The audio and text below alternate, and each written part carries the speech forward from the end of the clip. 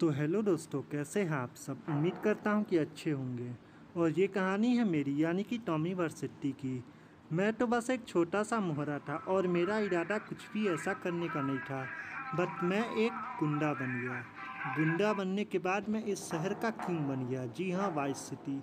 वही vice city जहाँ पे आप लोगों ने बचपन गुजारा है। तो यूनिवर्सिटी, हाँ, रहने दो, कुछ मत सोचो, वो कुछ नहीं कर पाएगा। लोग उसे भूल चुके हैं सोनी। लोग तो उसे फिर से याद करने लगेंगे जो अपने दोस्तों के साथ चलेगा, और ये हमारे बिजनेस के लिए बिल्कुल भी ठीक नहीं है। तो अब हमें क्या करना चाहिए सोनी? हम उसे पुराने दोस्त की तरह देखेंगे और उसे दूसरे देश भेज देंगे, ठीक है? तो हम साउथ पे कब्जा करने की कोशिश कर रहे थे ना, और वाइस सिटी आजकल सोना उगल रहा है। कोलंबियन और मैक्सिकन तो कुछ उखाड़ नहीं पा रहे हैं। ये अच्छी बात है, पर यार वहाँ तो बस ड्रग्स की डीलिंग चलती है और हमारी फैमिली ड्रग्स में डील नहीं करती है। समय हमेशा बदलता है मेरे दोस्त। हमारी फैमिली को इसमें आना होगा। जब हमारे दुश्मन हमारे पीछे पड़ जाएंगे तो हम किसी को भेजना होगा ये काम पूरा करने के लिए, और हम यही से मजे लेंगे, ठीक है? टॉमी को लेने कौन जा रहा है वैसे? अरे वही केन रोजनबर्ग, ये वकील क्या टॉमी को संभालता हैगा? इससे हमें क्या? हमें तो बस टॉमी को यहाँ से भगाना है, चाहे जो भी हो जाए, समझे? भगा दो, कुछ पैसे दो। देखो साला खुद से भाग जाएगा। बेईमान है, बहुत बड़ा बेईमान। भगा दो यहाँ से। और फिर मुझे ड्रग्स के डील के लिए वाइस सिटी भेज दिया गया। जी हाँ, वाइस सिटी, सपनों का शहर। वहाँ जाते ही मैं एक वकील से मिला। हाय, मैं केन रोजनबर्ग हूँ। तुम लोगों को डील करने के लिए मैं ही ले जाऊंगा, ठीक है? मैंने सप्लायर से बात कर ली है, वो आ रहा है, वो तुम्हारे साथ डील करने के लिए तैयार है। काश सब ठीक हो। चलो चलते हैं, ठीक है? और फिर मैं निकल गया अपनी लाइफ की अब तक की सबसे बड़ी डील के लिए। वाह, वाइस सिटी कितना सुंदर शहर था। किसे पता था कि इस शहर पे कुछ दिनों के बाद मेरा एक तरफा राज चलेगा।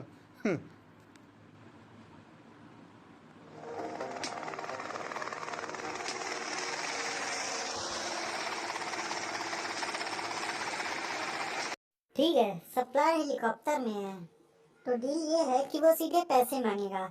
सतर्क रहना, चलो चले। हमने जैसा चाहा था सब कुछ वैसा ही चल रहा था। किसे पता था यार कि 2 मिनट के अंदर सब कुछ तबाह हो जाएगा। यार, बहुत ही इंटरेस्टिंग स्टोरी है मेरी। माल लाए हो? अरे 100% प्योर हीरोइन है मेरे दोस्त। चलो मेरे को गांधी जी का दर्शन कराओ। देख लो, पूरे 10 करोड़ हैं। चलो मैं चलता हूँ दोस्त। साला ये क्या हो गया? जल्दी से भाई, गाड़ी निकाल, गाड़ी निकाल, जल्दी निकाल, जल्दी निकाल, गाड़ी निकाल यार, गाड़ी निकाल भाई। और इस तरह मैं उस गोलीबारी से तो बच के निकल गया। पर असली मुसीबत तो अब आने वाली थी। पता नहीं मुसीबत या मेरे लक के दरवाजे खुल गए थे। चलिए देखते हैं। आज मैं बाल बाल बच गया। गोली मुझे छू के निकल गई, वरना आज तो मैं मर ही जाता। जाके आराम करो डरपोक साले। तो तुम क्या करोगे? मैं कल ऑफिस आऊँगा, फिर सोचते हैं क्या करना है। घबराने से कुछ नहीं होगा। मैं केन को दिलासा दे रहा था, पर सच्चाई तो ये है कि केन से ज़्यादा डर मुझे लग रहा था। क्योंकि सोनी भाई, जिन्होंने मुझे बचपन से पाला है, आज अचानक से उन्होंने मुझे 10 करोड़ रुपए दिए, अपने पूरे ज़िंदगी की कमाई। ये बहुत पहले की बात है। उस समय 10 करोड़ रुपए बहुत बड़ी रकम होती थी, और मुझसे वो पैसे गायब हो गए, यानी कि लूट लिए गए। पता नहीं सोनी भाई क्या सोचेंगे। यही सोचते हुए मैं जा रहा था। और वाइस सिटी में मैं बिल्कुल नया था। मैं ये सोच रहा था कि मैं कैसे सरवाइव कर पाऊँगा यहाँ पे, क्योंकि बिना पैसे लिए मैं वापस लिबर्टी सिटी तो जा नहीं सकता था। फिर यही सोचते सोचते मैं अचानक से होटल में आ गया, और जैसे ही मैंने होटल में चेक इन किया, वैसे ही मुझे सोनी भाई का कॉल आ गया।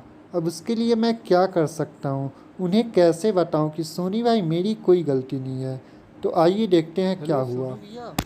टॉमी, कैसे हो यार? मैं समझ सकता हूँ तुम्हारा दर्द। 15 साल, लगता है कल ही की बात है। मुझे लगता है ये बस बैड लक से हुआ है।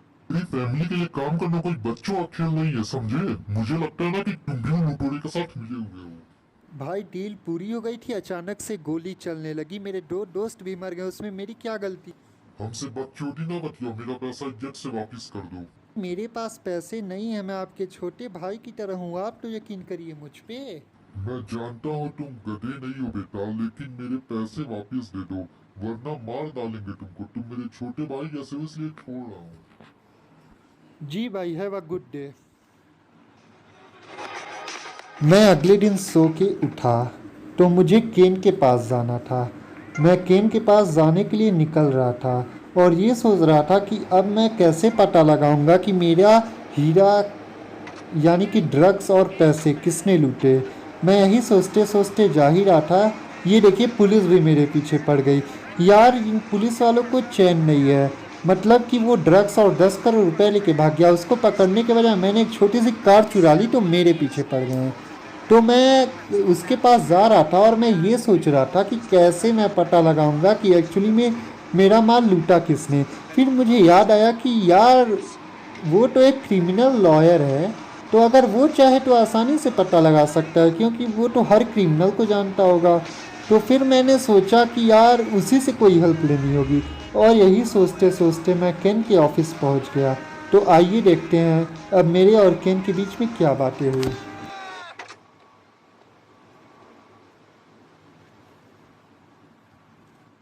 तुमने बोला था जाके सो जाओ। मैं रात भर कुर्सी पे ही लाइट बंद करके बैठे बैठे कॉफी पीता रहा और ये सोचता रहा कि उन सालों से कैसे पीछा छुड़ाया जाए। अब क्या करूं यार, इसीलिए मैंने वकालत की थी क्या। अब साला कोई रास्ता ही नहीं बचा है, वो सब हमें मार डालेंगे यार। चुप बे, बैठ जाओ, रिलैक्स करो, ठीक है। हम कोई रास्ता निकालते हैं, तुम पता लगाओ माल कौन लूटा, फिर कुत्ते की तरह मारेंगे साले को। सही है यार, एक मिनट, एक रिटायर्ड कर्नल है, वो हमारी हेल्प कर सकते हैं, लेकिन वाइस सिटी के गुंडों से बच के रहना। सुना, कर्नल अपनी लग्जरी याच पे पार्टी कर रहा है, ठीक है, और जितने रईस हैं वाइस सिटी के सब वहाँ पे आए होंगे। हमको भी बुलाया है लेकिन हमारी फटी पड़ी है तो हम वहाँ नहीं जाएंगे, यही सेफ है भाई। अबे चुप डरपोक, हम अकेले ही जाएंगे। अरे सुनो तो, यही कपड़े पहन के जाओगे? अरे अमीरों की पार्टी है भाई, जाके कपड़े खरीदो। ये लो मेरा एटीएम रखो और जाओ कपड़े खरीदो। ऐश करो भाई, ऐश करो, सारे कैश उड़ा दो लेकिन ऐश करो।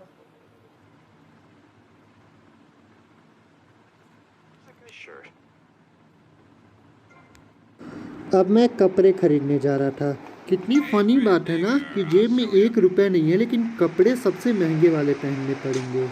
यही सोचते सोचते मैं कपड़े की दुकान पे जा रहा था और सोच रहा था कि काश कर्नल साहब हमारी कुछ मदद कर दे, और हुआ भी वही। कर्नल ने बाद में हमारी बहुत हेल्प की और उसके साथ तो एक ऐसा रिलेशन बन गया ना जो कि मैं आपको बता नहीं सकता हूँ। अरे देखते जाइए, सब समझ जाएंगे। कर्नल साहब हमारे ससुर बन गए भाई बाद में। तो मैं यही सोचते सोचते कपड़े की दुकान पे जा रहा था और ये सोच रहा था कि सोनी भाई को 10 करोड़ रुपए कैसे दूंगा, क्योंकि 10 करोड़ रुपए बहुत बड़ी चीज़ होती है। लेकिन साला किस्मत तो मंजूर कुछ और था। तो चलिए देखते हैं, कपड़े की दुकान पे तो आ गया, आइए कपड़े पहन के देखते हैं।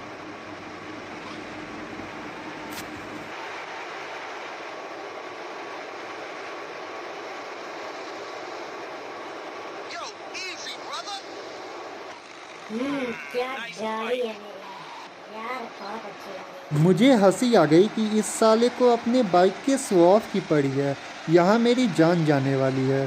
तो मुझे हंसी आ गई और मैंने इस साले की बाइक ही उड़ा ली। फिर मैं नीचे निकलता गया और ये सोच ही रहा था कि कर्नल साहब मेरी कैसे हेल्प करेंगे। वैसे मैंने वाइस सिटी घूम के ये तो देख लिया था कि यार वाइस सिटी में अमीरों की कोई कमी नहीं है, क्योंकि यार यहाँ पे हर आदमी के पास अप्रॉक्सीमेटली कोई ना कोई महंगी गाड़ी होती थी और मैं बोट के पास अप्रॉक्सीमेटली पहुँच ही गया था। ये बहुत ही लग्जरी एरिया लग रहा था, बहुत ज़्यादा लग्जरी, और मुझे ऐसा लग ही गया था कि कर्नल साहब बहुत ज़्यादा पैसे छाप रहे हैं और ये भी ड्रग्स का डील करते हैं हो ना हो। ये देखिए लिमोजीन्स खड़ी हैं भाई यहाँ पे, तो यानी कि यहाँ पे वाकई में बहुत रईस लोग आए हैं। कोई भी गाड़ी ऐसी नहीं है जो कि मतलब नॉर्मली कोई भी आदमी चलाता हो। तो चलिए चलते हैं अंदर।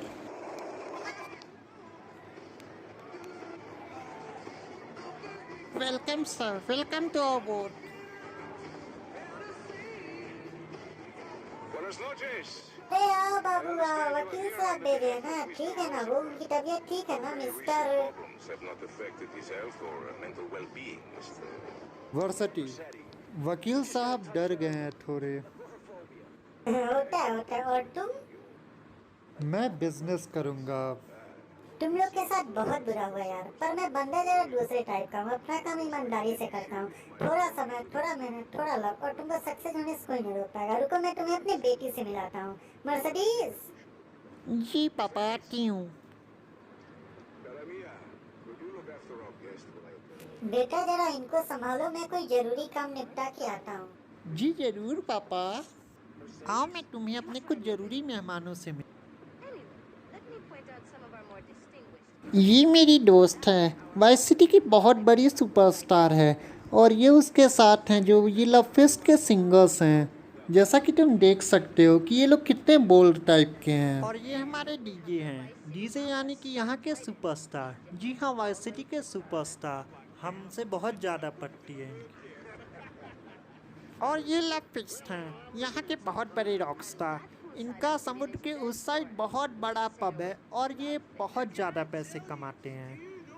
और अगर मैं तुम्हें सबसे फनी आदमी से मिलाऊं तो ये है डायरेक्टर साहब, समझे? हीरोइनिया बोल रही थी कि हम कपड़ा नहीं पहनेंगे, वो वाला छोटा वाला। तो हम बोले अरे यार तुम वैसे नहीं पहनोगी, तुमको पहनना पड़ेगा।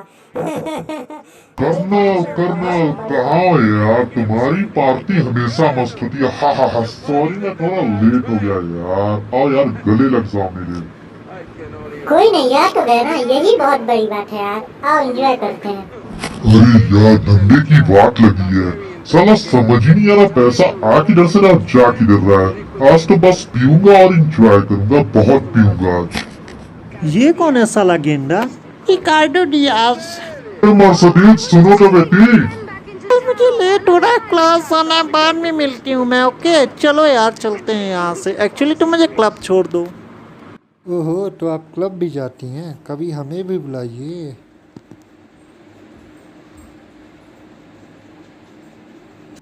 क्या तुम मेरे पापा के लिए काम करोगी? शायद करूँगा।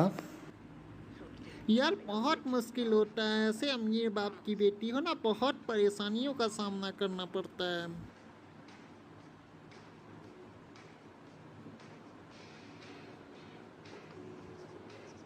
क्या मैं तुम्हें हाथ लगाऊंगी तो तुम बुरा मानोगे? शायद। मैं सोच रहा था कि यार ये तो बहुत अच्छी है, और कर्नल साहब की भी वाइस सिटी में बहुत ज़्यादा चलती है। तो अगर मुझे एक्चुअली में कर्नल साहब से अपना सारा काम निकलवाना है तो मुझे कुछ ऐसा करना पड़ेगा ना जिससे ये मेरी फ्रेंड बन जाए और कर्नल साहब मेरे एकदम नज़दीकी हो जाए और मेरा हर काम करा दें। तो यही सोचते सोचते मैं जा रहा था और मैंने सोच लिया था कि मर्सिडीज़ से फ्रेंडशिप तो कर ही लेनी है, और वो भी मुझसे कुछ इम्प्रेस लग रही थी। फिर मैं चलता गया और सोचता गया कि कैसे क्या करना है, क्योंकि मर्सिडीज़ ही वो चाबी थी जिससे मैं वाइस सिटी का ताला खोल के पूरा राज कर सकता था। और मैंने लिमोजीन तो इसलिए उठाई क्योंकि बस एक रीज़न ये था कि मुझे वाइस सिटी में कोई लिमोजीन नहीं मिली थी। फर्स्ट लिमोजीन मिली थी और ये शायद कर्नल साहब की थी, और ये गलतफहमी तो बाद में दूर हुई क्योंकि यार पूरा वाइस सिटी लॉक्ड था। यार प्लीज़ मेरे पापा से ना बोलना कि मैं क्लब जाती हूँ, वरना मुझे बहुत मारेंगे, ठीक है? नहीं बोलूँगा। मिलते रहना यार, तुम बंदे बहुत ही अट्रैक्टिव हो। हाँ, हम भी मिलने में पूरी की पूरी उत्सुकता जगाएंगे।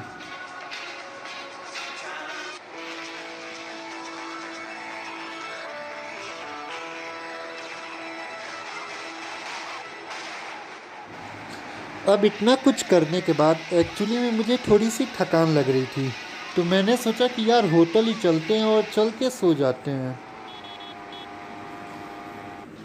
तो मैं होटल पहुंचा और आराम से सो गया।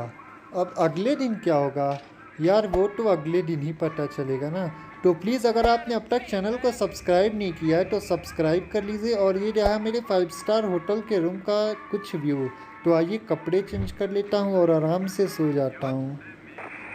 तो कपड़े भी चेंज हो गए। अरे यार जीन्स पहन के सोता हूँ मैं, ये मेरा फैशन है टॉमी वर्सेट्टी का। तो चलिए फ्रेंड्स प्लीज़ सब्सक्राइब कर लीजिएगा। यार बहुत मेहनत कर रहा हूँ, फर्स्ट वीडियो है, कोई आइडिया नहीं है, इस वजह से थोड़ा प्रॉब्लम हो गई। धीरे धीरे इसमें भी सुधार आ जाएगा। तो प्लीज़ यार थोड़ी सी हेल्प कर देना। चलो मिलते रहना।